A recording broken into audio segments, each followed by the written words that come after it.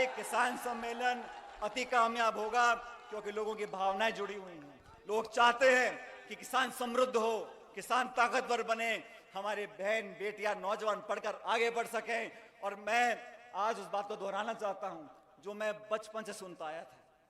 मैं जब स्कूल में पढ़ता था तो अक्सर जो शौकीन होते हैं घर के बच्चे, मैं भी पायलट साहब के साथ, मेरे स्वर्गीय पिताजी के साथ सभाओं में जाता था, और सभाओं में अक्सर वो बोला करते थे कि इस देश की व्यवस्था को, अर्थव्यवस्था को बदलना है तो जो लोग इस देश को चलाते हैं उन कुर्सियों पर वो लोग बैठें। गांव और गरीब और किसान के बच्चे उन कुर्सियों पर बैठेंगे तो उसकी कलम उनके लिए चलेगी जिस देश में जो लोग अनाज पैदा करते हैं। जब तक गरीबों के बच्चे, किसानों के बच्चे उन कुर्सियों पर नहीं बैठेंगे, जिस कुर्सी से इस देश और प्रदेश में नियम कानून बनते हैं, तब तक सही मानने में हमारा भला नहीं हो सकता।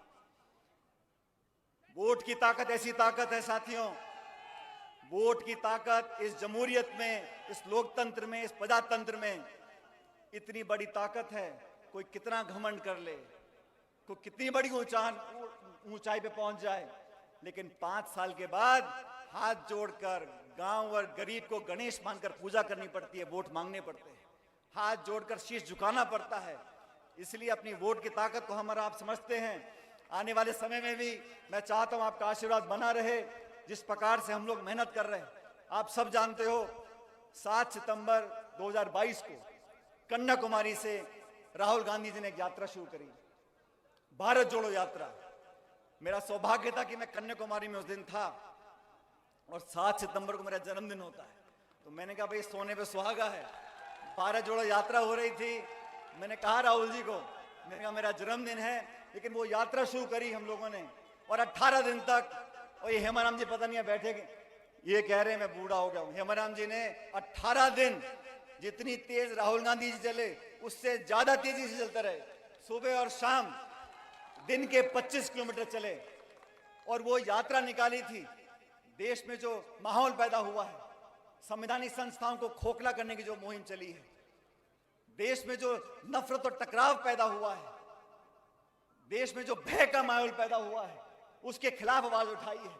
और लगातार 3200 किलोमीटर चलकर ये संदेश दिया है कि ना सिर्फ कांग्रेस जन, लेकिन देश का हर नागरिक एकता, प्यार, मोहब्बत, भाईचारा ये फैलाना चाहता है, और वो महक और खुशबू पूरे देश में आज फैल रही है।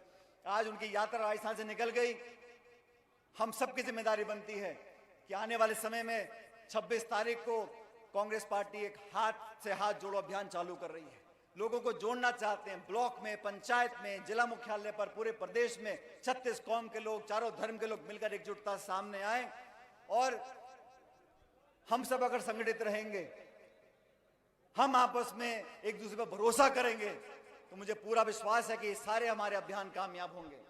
नौजवानों के भविष्य की चिंता हम सब लोगों को है, और मैं सच बताता हूं, जब मैं अखबार में खबर पढ़ता हूं, देखता हूं कि हमारे प्रदेश में कभी पेपर लीक हो गए, कभी परीक्षा कैंसिल हो गई, तो मन आहत होता है, मन में पीड़ा होती है कि वो लाखों लाख बच्चे और गांव में एक नौजवान अगर परीक्षा की तैयारी करता है, उसके माता पिता को, उसके परिवार को कितनी यातनाएं, कितनी पीड़ा, कितनी मुश्किलों का सामना करना पड़ता है।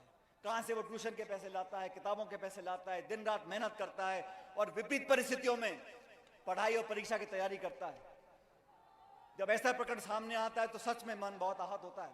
मैं उम्मीद करता हूं कि आने वाले समय में ये जो छोटी मोटी दलाली करते हैं, बजाय इनके जो सरगना हैं, जो उस प्रकार के काम को होने देते हैं, उनको पकड़ना चाहिए। क्योंकि इस देश का नौजवान अगर सही रास्ते पर नहीं चलेगा, उसको उसकी मेहनत का फल नहीं मिलेगा, उसके विश्वास में कमी आ जाएगी, तो हमारे समाज के लिए, हमारे प्रदेश के लिए, हमारे देश के लिए अच्छा संकेत नहीं है। मैं आप लोगों से सिर्फ इतना निवेदन करना चाहता हूं साथियों,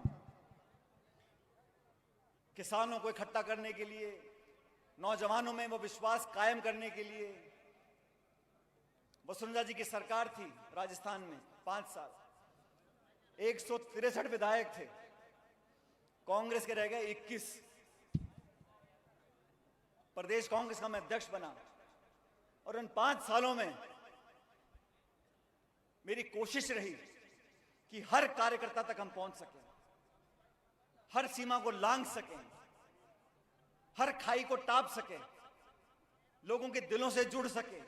अगर मैं किसी के खुशी में ना शामिल हो सकूं तो उसके दुख के मोमेंट में, उसके दुख की घड़ी में पहुंच सकूं। और मैं धन्यवाद देना चाहता हूं परबसर के लोगों को, नागौर के लोगों को कि इस पूरे जिले में हम सब के आवेदन से, सबकी मेहनत से इस नागौर जिले में एक तरफा जीत आपने कांग्रेस पार्टी की कराई थी। उन 5 सालों में हमने पदयात्राएं करी, हमने घेराव किया, हमने धरने दिए, हमने मुकेश भाकर जी ने, रामनिवास जी ने, हमने लाठियां खाई, जेलों में गए। और मैंने तो मुख्यमंत्री का जो क्षेत्र है वहां पर एक किसान न्याय यात्रा निकाली थी, बाना से झालावाड़ 100 किलोमीटर की। और किसान न्याय यात्रा यूं निकाली थी कि ना तो किसान को मुआवजा मिल पा रहा था, ना किसान की मदद हो पा रही थी। और मेरी यात्रा निकालने के बाद वसुंधरा जी को हमारी बातों को मानना पड़ा था। इसलिए आप सबके साथ संघर्ष हमने किया, आपने पूरा आशीर्वाद हम लोगों को दिया।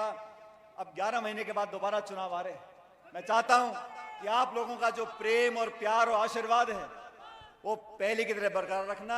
और मैं बार बार बोलता हूं, रामनिवास गावड़िया जी मेरे साथी नहीं है, मेरे छोटे भाई हैं। अगर आपको मुझे ताकत देनी है तो रामनिवास जी को ताकत देनी है। ये नौजवान एक साहसी नौजवान है।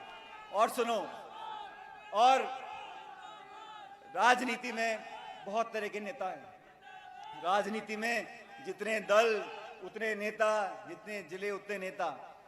लेकिन वो नेता, वो जनप्रतिनिधि जो अपनी जबान का पक्का हो, ऐसे लोगों की पहचान करनी है जो अपनी बात का पक्का हो, जो आपसे झूठ ना बोलता हो। और मुझे फक्र के साथ कहते हुए ये गर्व महसूस करता हूं कि रामनिवास गावड़िया ऐसा नौजवान है जो अपनी बात का पक्का है, अपनी जबान का पक्का है। इसलिए ये जाति बिरादरी के चंगुल से बाहर निकलकर 36 कौम के हम सब लोग अगर इकट्ठे हो जाएंगे तो मुझे लगता है आने वाला समय हमारा और आपका है। अभी केंद्र की सरकार बहुत सारे वादे करती है, लेकिन मैं इस किसान सम्मेलन से, साथियों, मैं इस किसान सम्मेलन से आपके सामने एक बात रखना चाहता हूं। ये 3 कृषि कानून वापस ले लिए, केंद्र सरकार ने माफी मांग ली, लेकिन आज तक भी एमएसपी पर कानून नहीं बनाया। न्यूनतम समर्थन मूल्य पर अभी तक कानून नहीं बनाया। एमएसपी पे जो खरीद होती है उस पर कानून नहीं बनाया। मैं आप सबसे चाहता हूं, इस संदेश नागौर से जाए दिल्ली तक कि एमएसपी पर कानून बने।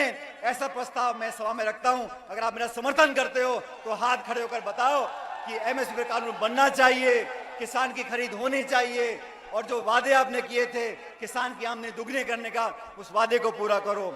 आज इस सभा में आप सब लोगों ने जो उत्साह दिखाया है, जिस जोश और जिस प्यार के साथ आपने भागीदारी निभाई है, मैं आप लोगों का हमेशा कायल रहूंगा।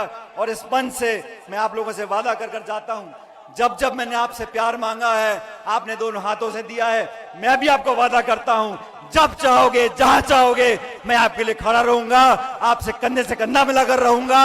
और जो भी आप लोगों की मांगे होंगी उनको पूरा कराने के लिए मैं को कभी छोड़ने वाला नहीं हूं।